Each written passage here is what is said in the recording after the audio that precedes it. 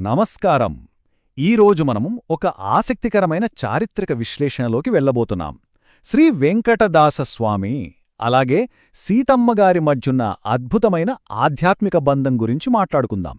ఇది మామూలు కథ కాదండి. మన ఆధ్యాత్మిక ప్రయాణంలో ఎదురయ్యే ఎన్నో ప్రశ్నలకు సమాధానమిచ్చే ఒక గొప్ప వృత్తాంతం. మరింకెందుకు ఆలస్యం, మొదలు పెడదామా? అసలు ఈ విశ్లేషణలో మనం ప్రధానంగా చూడబోయేదేమిటంటే, ఒకవైపు అత్యంత కఠినమైన భక్తి నియమాలు, మరోవైపు సమాజంలో మనం పాటించాల్సిన లౌకిక ధర్మం. ఈ రెండూ ఎదురుపడితే ఏమవుతుంది? అదొక పెద్ద సైద్ధాంతిక పోరాటం కదా. మన ఆదర్శాలు వాస్తవ పరిస్థితులతో ఢీకొన్నప్పుడు పరిస్థితి ఎలా ఉంటుందో ఈ వృత్తాంతం మనకు చాలా స్పష్టంగా చూపిస్తుంది. ఇక మొదటి విభాగానికి వస్తే, ఒక దివ్యమైన ఆధ్యాత్మిక బంధం అంటే గురు శిష్యుల మధ్య ఏర్పడిన ఒక స్వచ్ఛమైన అనుబంధం గురించి ఇక్కడ తెలుసుకుందాం. ఇక్కడ అయ్యగారు అన్న ఒక్క పిలుపు చూడండి. ఆ పిలుపులో ఎంతటి భక్తి, ఎంతటి ఆత్మీయత దాగున్నాయో కదా. సీతమ్మగారు స్వామివారిని ఎంతో అపారమైన గౌరవంతో అలా పిలుస్తూ ఆయన చెప్పే రామాయణ కాలక్షేపాన్ని ఎంతో శ్రద్ధగా వినేవారట. ఒక గురువుకి, శిష్యురాలికి మధ్య ఉండాల్సిన సంపూర్ణమైన విశ్వాసానికి ఈ ఒక్క మాట ఒక గొప్ప నిదర్శనమని చెప్పొచ్చు. సరే, ఇప్పుడు రెండవ విభాగంలోకి అడుగుపెడదాం. అదే భక్తి ప్రొఫైల్స్. అంటే ఈ కథను నడిపించే మూడు మూల స్తంభాల గురించి ఇప్పుడు చూద్దాం. అసలు ఈ కథలో ఏం జరుగుతోందో మనకు పూర్తిగా అర్థం కావాలంటే, ముందుగా ఈ ముగ్గురు వ్యక్తుల మధ్య ఉన్న వ్యత్యాసాలను మనం గమనించాలి. మొదటగా వెంకటదాసస్వామి. ఆయన ప్రాపంచిక విషయాలను వదిలేసిన ఒక బ్రహ్మర్షి, గొప్ప విద్యాశక్తి సంపన్నుడు. ఇక రెండవ వ్యక్తి సీతమ్మగారు. ఆవిడ స్వచ్ఛమైన రామభక్తులాలు, కాని కొంచెం కోపిష్టి. ఇక మూడవ వ్యక్తి భద్రదాసు.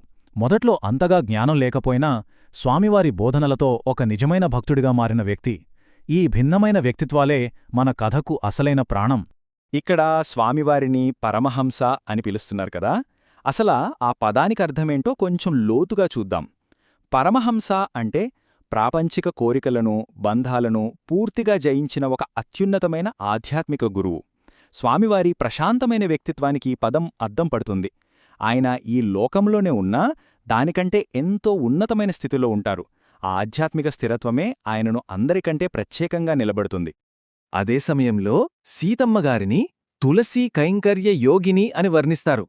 అంటే అర్థమేంటంటే, అత్యంత పవిత్రంగా, పూర్తి ఏకాగ్రతతో కూడిన ఆచారాలతో దైవానికి సేవ చేసే ఒక అంకితభావం గల మహిళా సన్యాసిని. ఇక్కడ పరిస్థితి ఒక్కసారిగా మారుతుంది చూడండి. స్వామివారి ప్రశాంతత ఎక్కడా? సీతమ్మగారిలో ఉన్న ఈ రాజీపడని ఉగ్రమైన భక్తి ఎక్కడా? ఆవిడ తన ఆధ్యాత్మిక స్వచ్ఛతకు అంత ప్రాధాన్యత ఇస్తారన్నమాట. అందుకే ఇక్కడ మనం గమనించాల్సిన అత్యంత కీలకమైన అంశమేంటంటే, ఒకే ఆధ్యాత్మిక మార్గంలో ఉన్న ఇద్దరి వ్యక్తుల స్వభావాల మధ్య ఉన్న ఈ స్పష్టమైన పోలిక. ఒకవైపు స్వామివారి ప్రశాంతత, ప్రాపంచిక నిర్లిప్తత ఉంటే, మరోవైపు సీతమ్మగారి ఉగ్రమైన భక్తి, ఆకస్మికంగా వచ్చే కోపం ఉన్నాయి. ముందు ముందు జరగబోయే పెద్ద వివాదానికి ఈ విరుద్ధమైన స్వభావాలే ప్రధాన కారణం కాబోతున్నాయి. ఇక మూడవ విభాగానికి వద్దాం. గుల్లభామ వివాదం. భక్తితో కూడిన అసూయ ఈ వివాదానికి ఎలా ఉత్ప్రేరకంగా మారిందో చూద్దాం. ఇందాకే చెప్పుకున్నాం కదా, ఆధ్యాత్మిక స్వచ్ఛత పట్ల సీతమ్మగారికి చాలా కఠినమైన నియమాలు ఉన్నాయని. అవే ఆ గొల్లబామ పట్ల ఆమెలో తీవ్రమైన అసహ్యాన్ని సృష్టించాయి. అసలు స్వామివారు ఆ గొల్లదానితో ఎక్కడ మాట్లాడతారో, ఎక్కడ ఆమె పక్షాన నిలబడతారో అని సీతమ్మగారికి చాలా భయం. ఇదొక సాధారణమైన అసూయ కాదండి. ఇది స్వామివారి పట్ల ఆమెకున్న భక్తితో ముడిపడిన ఒక సంక్లిష్టమైన అసూయ. ఆమె దృష్టిలో పవిత్రత అనేది ఎక్కడా ఏమాత్రం రాజీపడకూడని అంశం.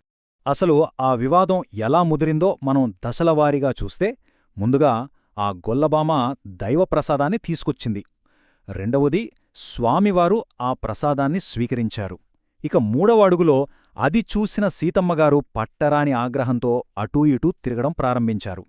చివరగా ఆ పరిస్థితిని చక్కదిద్దడానికి స్వామివారు తన లౌకిక జ్ఞానాన్ని ఎలా ఉపయోగించారో చూస్తాం. కేవలం ఒక చిన్న ప్రసాదం ఈ కథను ఒక్కసారిగా ఎలా క్లైమాక్స్కి తీసుకువెళ్ళిందో చూడండి. ఇక్కడ ఒక అద్భుతమైన పదం వాడారు, వల్లెవాటుగా. ఈ పదం సీతమ్మగారి ఆవేశానికి అక్షరాల అర్థం పడుతుంది. స్వామివారు ఆ గొల్లభామ తెచ్చిన ప్రసాదాన్ని అంగీకరించడాన్ని ఆమె అస్సలు జీర్ణించుకోలేకపోయారు. అంతులేని అశాంతితో పట్టరాని కోపంతో ఆమె అటు ఇటు వేగంగా తిరుగుతున్న ఆ దృశ్యాన్ని ఈ వల్లెవాటుగా అనే పదం మన కళ్ళక్కట్టినట్టు చూపిస్తుంది. ఆమె మనసులో జరుగుతున్న ఘర్షణ ఇక్కడ తారాస్థాయికి చేరుకుంది. ఇప్పుడు 4వ విభాగం వ్యూహాత్మక పరిష్కారం. ప్రాపంచిక లౌక్యం అలాగే దైవిక సమర్పణల మధ్య స్వామివారు సమతుల్యతను ఎలా తీసుకువచ్చారో ఇక్కడ చూద్దాం. అసలు స్వామివారు ఆ ప్రసాదాన్ని ఎందుకు స్వీకరించారో ఆ లౌకిక జ్ఞానాన్ని మనం కొంచెం పరిశీలిస్తే ప్రధానంగా 3 కారణాలు కనిపిస్తాయి.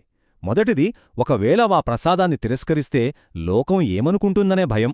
రెండవది, తెచ్చిన వ్యక్తి ఎవరైనా సరే అది సాక్షాత్తు భగవంతుని ప్రసాదం కదా, దాన్ని ఎట్టి పరిస్థితిలోనూ అగౌరవపరచకూడదు అన్న ఉద్దేశం.